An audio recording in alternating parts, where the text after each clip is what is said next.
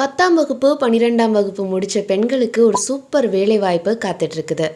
குழந்தைகள் மையங்களில் காலியாக உள்ள 7783 அங்கன்வாடி பணியாளர்கள் மற்றும் அங்கன்வாடி உதவியாளர்களுக்கான காலி பணியிடங்கள் அறிவிச்சிருக்கிறாங்க.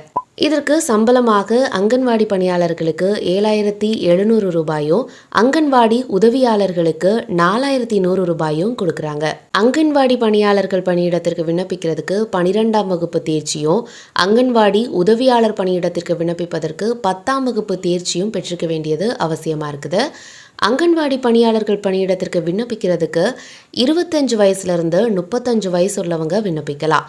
அங்கன்வாடி உதவியாளர் பணியிடத்திற்கு விண்ணப்பிக்கிறதுக்கு 20 வயசுலேருந்து 40 வயசு உள்ளவங்க விண்ணப்பிக்கலாம். மேலும் வயது வரம்புகளில் தளர்வுகளோ அளிக்கப்படுது. இந்த பணியிடத்திற்கு விண்ணப்பிப்பதற்கு சரளமாக தமிழ் பேச தெரிஞ்சிருக்கணும்.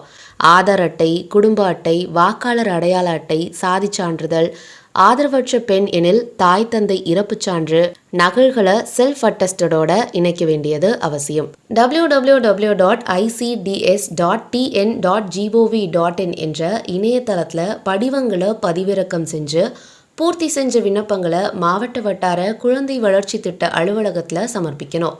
ஏப்ரல் 24ஆம் தேதி மாலை 5 மணி வரைக்குமே நீங்கள் விண்ணப்பிக்கலாம்.